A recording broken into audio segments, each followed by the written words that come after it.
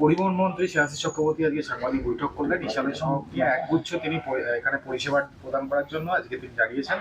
সেখানে fire brigade থেকে আরম্ভ করে দমকল, স্বাস্থ্য শিবির থেকে আরম্ভ করে আপনার পুলিশি মোতায়েন, সিসিটিভি ক্যামেরা, নজরদারি চালানো হবে ড্রোন ক্যামেরার মাধ্যমে। কি মানে ভারতের দ্বিতীয় মুসলিম তীর্থভূমি ফুরফুরা দরবার শরীফ, ঐতিহাসিক ইশালের সব, যার বয়স হচ্ছে 134 বছর। সে 134 বছরের ইশালের সবে দীর্ঘ 34 বছর থেকে বামফ্রন্ট সরকার ক্ষমতায় ছিল। ক্ষমতায় থাকা অবস্থায় মানুষের জন্য এক গ্লাস পানিরও ব্যবস্থা করে নেয়, একটা আলোরও ব্যবস্থা করে দেয়। আজকে ফুরফুরা শরীফে যা উন্নয়ন দেখছেন, আমি সর্বপ্রথমে ফুরফুরা শরীফের পীর সাহেবের তরফ থেকে, বাংলার মানুষের তরফ থেকে, বাংলার অভিভাবিকা মাননীয়া মুখ্যমন্ত্রী মমতা ব্যানার্জিকে আমি আমার তরফ থেকে আমি ধন্যবাদ জানাই এবং ওনাকে মোবারকবাদ জানাই। তার সাথে সাথে পরিবহন মন্ত্রী ববি হাকিমকে আমি মোবারকবাদ জানাচ্ছি। আজকে সেনাশিস যে বক্তব্য রাখলো, যেন উনি মনে হচ্ছে কোনো মঞ্চে উনি বক্তব্য রাখতে এসেছেন। আপনারা একটা একটা প্রশ্ন করছেন, উনি একটা প্রশ্নের উত্তর দিতে পারেননি। আপনারা প্রশ্ন করেছেন যে মুসাফিরখানা হয়েছে, মুসাফিরখানা কি কোনো লোক থাকে? বললো হ্যাঁ, মুসাফিরখানা চালু হয়েছে। প্রথমে উনি মিথ্যে কথা বললেন। 7 বছর থেকে 8 বছর আগে মুসাফিরখানা শুরু হয়েছে, এই চালু হয়েছে। সেই মুসাফিরখানায় এখন পর্যন্ত একটা মানুষ যায়নি। একটা আপনি গিয়ে দেখেন, ওখানে 8 হাত 10 হাত করে ঘাস হয়ে আছে। আপনি গিয়ে দেখেন, দেখলে বুঝতে পারবেন।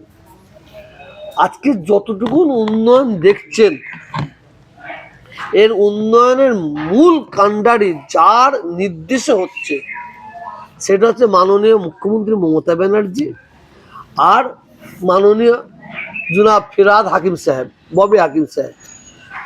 আর সেনাশিস, আমার ভয় হচ্ছে এই ইশালের সবে আসলে বাংলার মানুষ এখানে আসবে, তার ঘাড় ধাক্কা দিয়ে তাকে বের করে দেবে না তো? আমার ভয় হচ্ছে। আমি চাইবো মানুষ এরকম অসৎ ব্যবহার না করে, এটা আমি চাইবো। কারণ সেনাশিস ফুরফুরা শরীফের প্রতি শুরু থেকে অনীহা। ফুরফুরা শরীফের কোনো উন্নয়ন সেনাশিস চাই না, সেনাশিস চাই না। যে সেনাশিস আজ প্রায় 13 থেকে 14 বছর আমাদের ফুরফুরা শরীফের এমএলএ।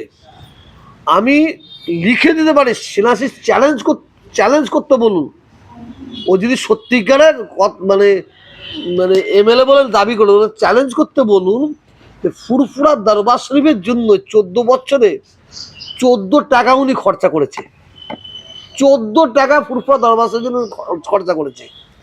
উনি একটা একটা জেনারেটর দিয়েছিল ফুরফুরা শরীফের হসপিটালে। কি লজ্জার কথা! সেই জেনারেটরে যে রুগীরা থাকবে সেখানে ঢুকে রেখেছিল। আবার সেই জেনারেটরটা ওনার এত গাত্তুরে জ্বালা ফুরফুরা শরীফের উপরে, সেই জেনারেটরটা খুলে নিয়ে আবার জাঙ্গিপাড়ে চলে গেছিল। মানুষের তাড়া খেয়ে আবার যে জেনারেটর ফিরে এসেছে। আজকে ফুরফুরা শরীফে লক্ষ লক্ষ মানুষ আসছে। আমাদের মাননীয় এমপি আমাদের কল্যাণ ব্যানার্জি, উনি 2 থেকে 3 বার ঘুরে গেছেন এবং বারেবার উনি খবর নিচ্ছেন।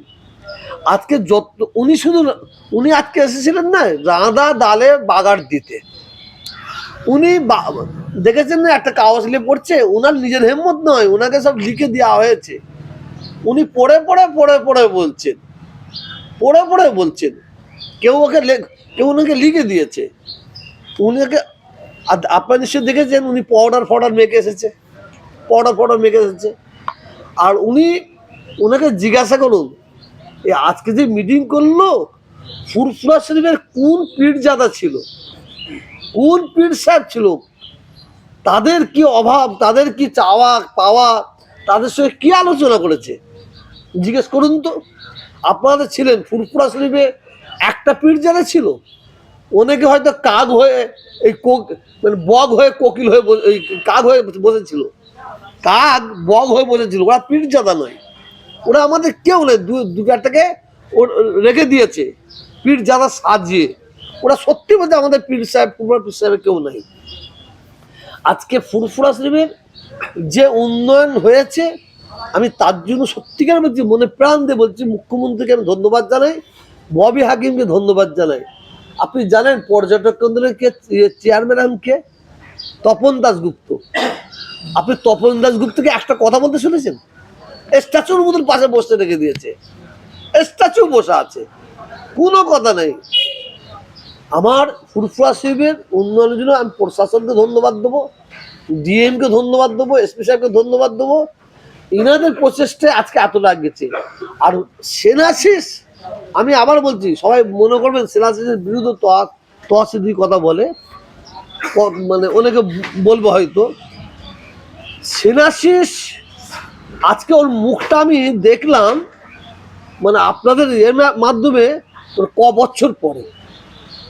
আচ্ছা আপনি বলুন তো, আমার ঘরের কাজ হবে, ফুরফুরা শরীফের উন্নয়ন হবে, কেমন উন্নয়ন হবে, না উন্নয়ন হবে, কি করতে হবে না করতে হবে, সেনাশিস একবারে জেনেছে।